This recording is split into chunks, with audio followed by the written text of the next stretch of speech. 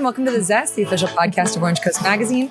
I'm Chelsea Ranieri, and today's guest is in her 29th season as the director and producer of Laguna Beach's Pageant of the Masters, which I have had the incredible opportunity of getting to attend to the past few years, and it is always absolutely amazing. Thank you so much for being here today, Diane Challis Davy. Thank you for having me. Of course. It's so funny. I think the first time I became aware of Pageant of the Masters was in an episode of Gilmore Girls, and then also Arrested Development. Yeah. And I've always loved that something so iconic from Orange County got picked up on these huge shows. So were you working when those were aired? I was director of the pageant, and we did get a request to help out in a technical way or as artistic advisors. But unfortunately, our lease with the city of Laguna Beach prevented us from participating. So it was very flattering to us. We could not get involved, but a lot of people saw those episodes. So cool. Well, for our listeners who may not be familiar with Pageant of the Masters, do you mind giving some backstory on it? Well, sure. We're a unique kind of theatrical presentation. We are the living picture show here in Laguna Beach. And it started back in 1933 when the locals, the artists, had their own art festival and they needed a sideshow. They needed a way to attract more people to see the artwork and hopefully buy the artwork. So at the time in the 20s and 30s, posing it as masterpieces or living pictures was a game sort of like charade, something like that. It was a parlor game. So there were ladies and gentlemen back then who knew how to do living pictures. And so they started doing them and they were a big hit. So we've been doing them ever since. We became the Pageant of the Masters in 1935. A local builder and artist named Roy Ropp was the one who started it.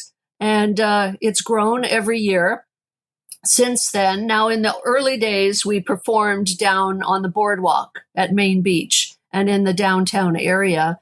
And then Roy Ropp was looking around for the perfect amphitheater because the crowds were growing and growing. So they picked this beautiful canyon location right here, 650 Laguna Canyon Road.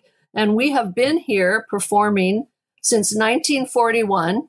We did take some years off for World War II, but every year we've been here since. And as far as technical aspects, it's a much different show than it was in the 30s and 40s. But nevertheless, the show is still centered around the living pictures.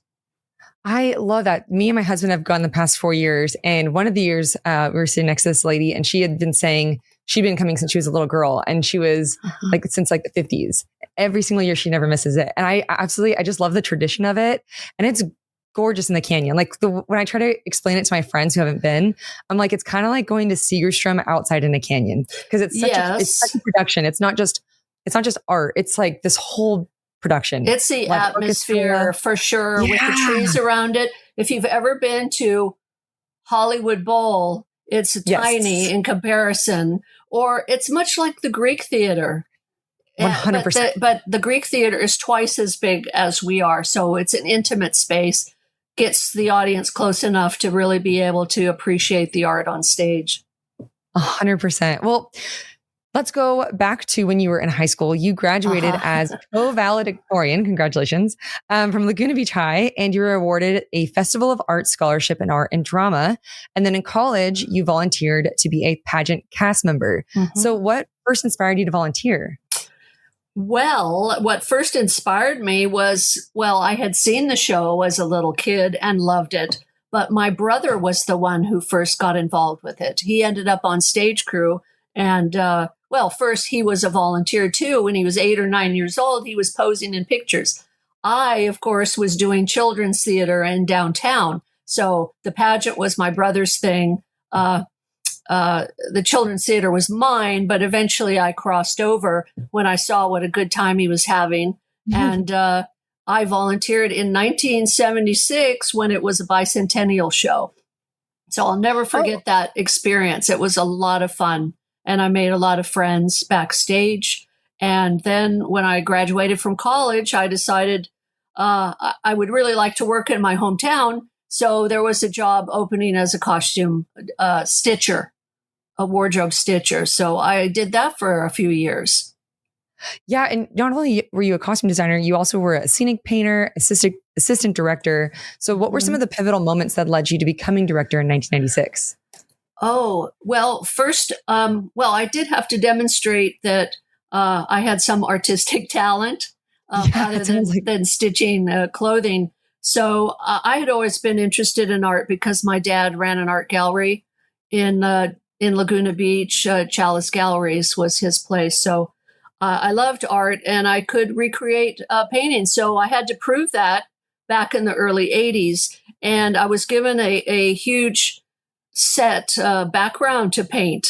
And it took me several weeks, but I did it. And I impressed the director at the time enough for him to sort of promote me to assistant director. And that's what I did for about 10 years at the Pageant. Oh my gosh, you've had such an incredible career there. Well, as the director, how early do you start planning each year's production and how do you guys land on a theme? Well, I'm thinking about potential themes all the time in my daily life and trying to get a read on the zeitgeist of what is going on with pop culture. So that is really leading me to choose a theme. It has to be an all-encompassing theme so that we can have a big variety. We do start planning about a year in advance. So I have now picked a theme for 2026. And we have a volunteer research committee. And now that has grown to about over 100 people who are working backstage or volunteering backstage, and they want to get involved in the selection process. And so they do. We have a show and tell, kind of a party in September. And then after that point, it's up to me and the scriptwriter, Dan Dooling, to comb through all of these pieces that have been submitted, and we pick the best ones, and then we kind of go through that, calling it out, picking the most fun and most interesting living pictures. So it's a long process. So because we have to start building the show in January. Oh, yeah, I can't even imagine. Like the amount of detail that goes into every production is insane. But also, how fun for your theme to get picked, because I loved the fashion one, but I think my favorite one was it was last year or the year before, where it was like Monet and all the iconic art colony. We visited a Parisian art colony, but also we talked about the Harlem Renaissance. So we had the opportunity to do some African American art, and we had a gospel choir, which was just so much fun. And the music is a very big part of this show. It's not just people standing still for 90 seconds. Mm-hmm. Yeah, the orchestra. And also, I love the narrator's voice. And I didn't know that was live. Yes, it is live. And that is Richard Doyle. Now, if you've ever been to South Coast Rep, chances are you've seen Richard Doyle in one of the plays, since he joined the company of South Coast Rep in the late 60s, just when it was being formed. So we are very fortunate to have this local Orange County legend reading the script for our show every night. Yeah. Well, okay. Speaking of all the volunteers that you guys have, what goes into the training for the people who are holding still in the photo, in the painting? Because I don't know if I could do that. It looks so difficult. Well, this is the thing. If you came this evening at 7:30, and if you are the right height, we would give you a sub tag to wear. You would go right into the wardrobe backstage. You would get into a makeup shirt. Makeup artists who are also volunteers would apply your makeup for you. So you just sit there. It's like you're in the spa. And then you're led up to the stage. You're placed in the set. You're safety belted in. And then we have people telling you how to turn your head, how to pose and all that. And boom, the curtain opens, the lights are on, and you're on for 90 seconds, holding still. So you do not need any rehearsal whatsoever to be in the show. You could literally be picked up off the grounds as a complete unknown person. Hey, you're the right size. Can you come back and be in a living picture? What? Do you guys do that? Sometimes we do have to find somebody out on the grounds, or even somebody at intermission in the audience. It's happened a few times in the past. Oh, my husband is going to hope and pray every single time that we go that's him. Well, speaking of like the makeup, how do you guys get the makeup to look so much like it just blends in seamlessly with the art? Well, every surface in that set, that tableau set, has to be painted.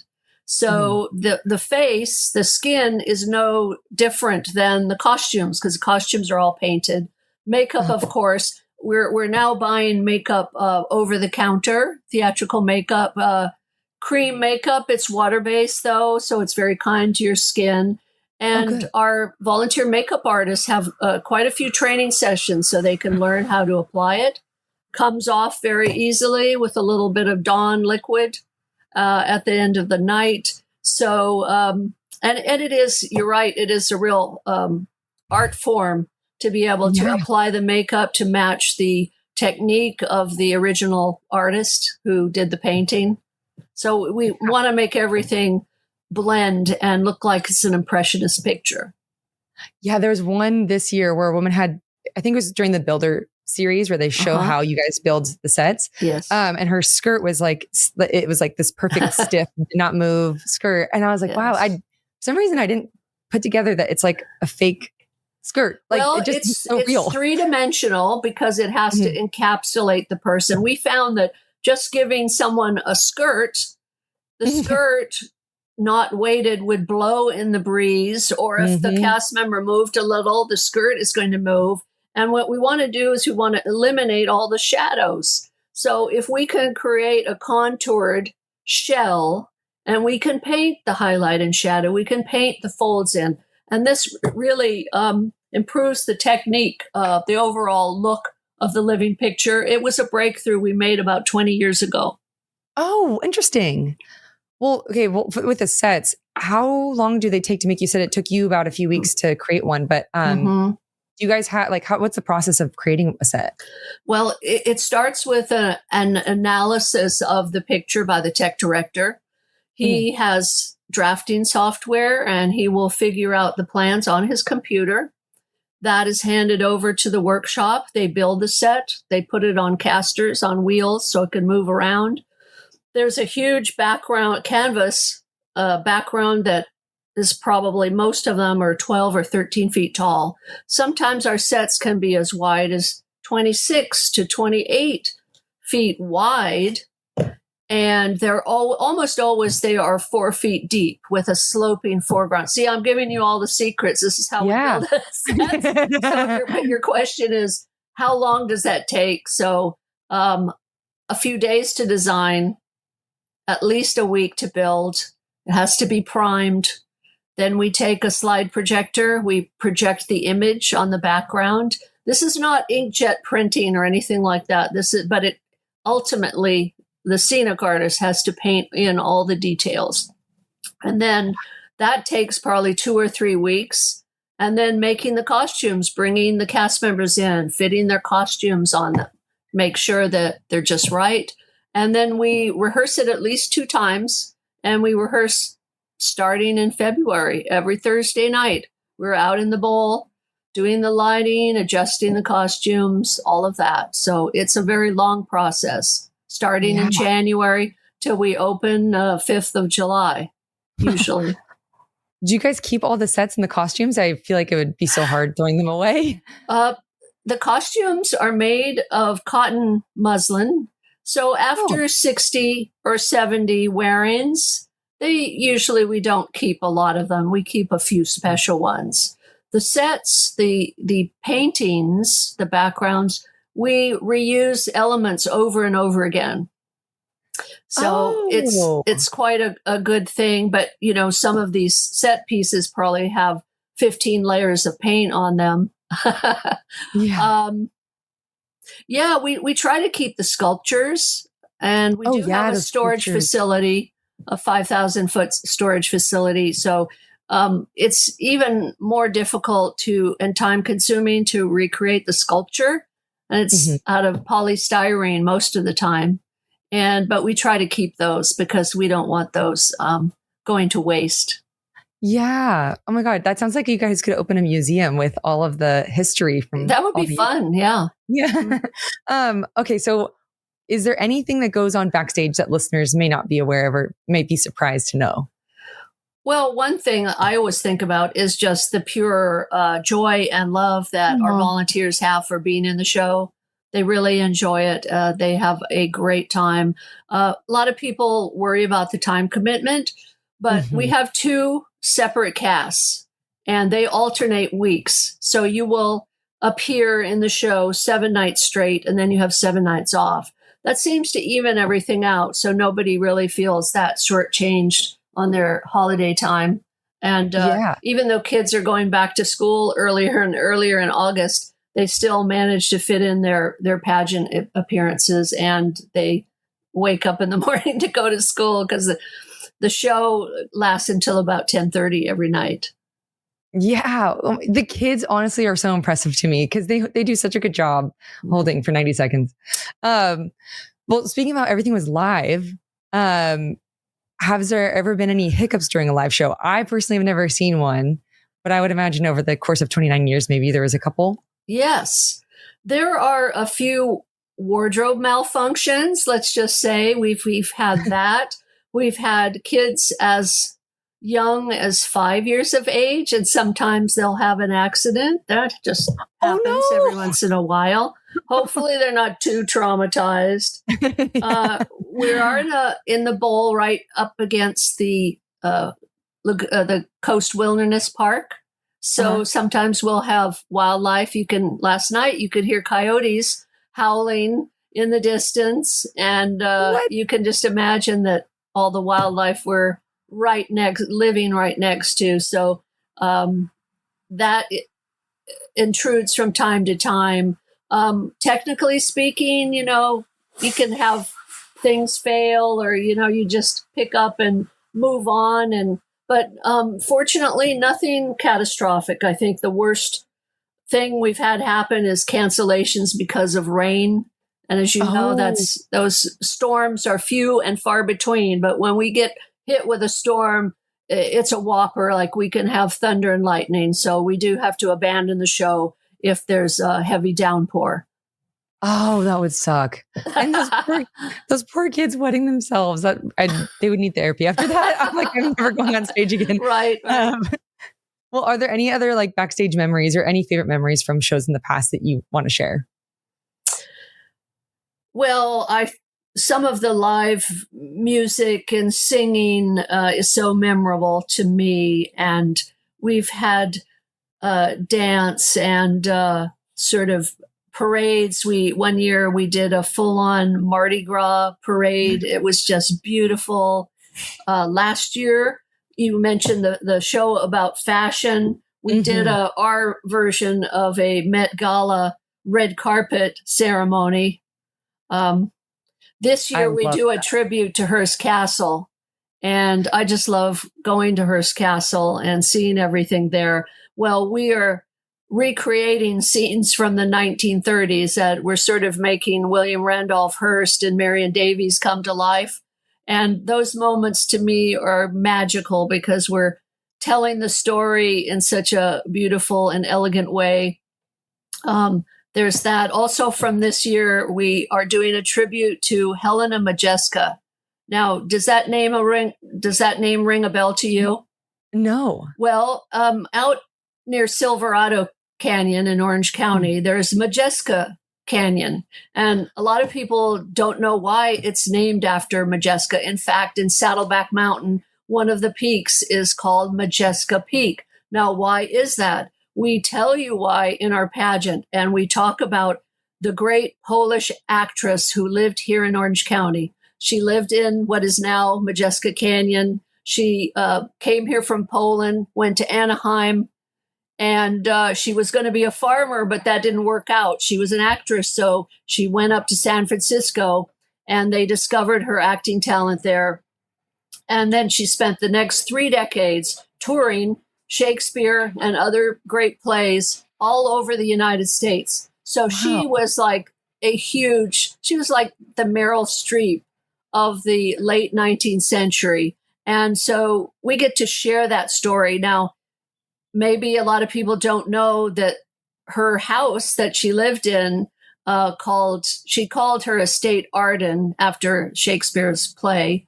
And a lot of people don't know that it's a state park and you can visit it. You can go to see her house, and it's in a beautiful setting in the oak trees. It's right next to the creek. It's sort of on the way to the bird sanctuary, if you've ever been out that way. But there's a lot to see up there in those foothills of Saddleback Mountain. Anyway, I hope to go out to Arden and see the Majeska House in September, because I hear they're going to be open. Until then, they're going to do some renovations. So this is what gives me joy, is to tell people stories about art and artists that nobody would even know about if they hadn't come to see the pageant. Yeah, my husband and I were like, we have to like remember all of the museums that they're visiting, because I only knew like LACMA and like Orange County Museum of Art. Yes. Like there's so many more museums where I was like, we need to remember all of these and write them all down. Right. The Bowers Museum, the UCI Irvine, Langston Museum of California Art, and the Hilbert Museum, which is in Orange, which just only opened a year ago. And we're doing 5 paintings from the Hilbert collection. And by the way, a little plug for Mark Hilbert and Chapman University, it's free. So you just go online and you can book a visit and see this wonderful collection of California art. Yeah, I went to Chapman, so I definitely need to go see that. Oh my goodness. Yeah. It's right next to the diner and the train tracks, and there's, free parking, and it's just fabulous. He has a collection of 5,000 pictures. Only some of them are on exhibit at any one time, but these are artists that I grew up with in my dad's gallery, and I'm really familiar. Artists like Phil Dyke and Rex Brandt and Roger Kuntz and Millard Sheets, many of them. So with this year's show, Gold Coast, we're opening up this whole world of California art museums, and we hope that a lot of people will decide that it's time to drive over there and take a look. Definitely. That you guys told me. Well, you also included some statues from Dana Point's Waterman's Plaza. Yes, those are an awful lot of fun, because those sculptures, they're just right on Coast Highway. They're by Bill Limebrook, and they're phenomenal. They're beautiful statues of surfing legends, surfing champions. And one of the, I think 4 we recreate is this a duo of Steve and Barry Bainey. Now, they were famous for being tandem surfing champions. Well, he made a skateboard, and Steve would carry his wife above him while he's riding the skateboard, slaloming down the asphalt paved street. And Bill Limebrook, the sculptor, he's from Lake Elsinore. Anyway, he did this recreation of their stunt, which is Steve carrying Barry above his head. And when the audience sees that recreated, they literally gasp, because it's so unexpected. Yeah, that's so cool. I love that you guys included so many Orange County pieces as well, but it's definitely worth checking out. But is there anything else that you want to shout out for this season or next season to get listeners excited? This season or next? Well, next season, I'm really looking at the masters, new and old masters. And we're focusing on the life stories of various artists who I consider the top, maybe the top 20 artists. It's called, the theme is the greatest of all time. To borrow a phrase that's very much in pop culture right now, the GOAT, the greatest of all time. So that's what next year's going to be. But I want to encourage everybody to check out this pageant. It runs through the 29th of August. Tickets are available. My personal recommendation is don't waste money sitting really close. Sit in the middle, but sit a little farther back. And why is that? It's because we recreate sculptures and art all over the bowl, all over the amphitheater. And to really see the whole panorama and see the beauty of the atmosphere of the place, you want to sit a little farther back, maybe main tier or upper tier. And the seats are more reasonable, especially on weekdays. There's some very good deals going on right now. So we want you to see this show in particular, because we want everybody to be proud of the art that is right here in California. I love that. It definitely made me feel you completely accomplished your goal, because my husband and I are so proud and like inspired to go see all these different museums. But well, we are coming to the end of our time. But before I let you go, I have 3 final questions for you that we call the Thoughtful 3. All right. So first, what advice would you give to someone when they find themselves outside of their comfort zone? You work with so many people that are amazing and do that all the time. Well, I think for an artist, it's essential to be a little bit outside of your comfort zone. And with personal experience, I try to push the envelope of what the pageant, what is expected from the pageant. I try to do new and surprising things. And when you do that as an artist, it's a risk because you may fail. So I don't think anybody who wants to aspire to be an artist should not be afraid of failure. Yes. Ooh, I love that. Well, what was the best advice that you received when you were first starting out at Pageant of the Masters? I think that would be from my mentor, the former director of the pageant, Glenn Etchison. And when he retired and I came on board as director, he said, "Dee, you have the power. Use it." Oh, that's so sweet. That's really great advice. Well, lastly, what moments in your career have had the most significant impact on who you are today? Can you repeat that question one more time? What moments in your career have had the most significant impact on who you are today? Has there been any moments that have shaped you as a person?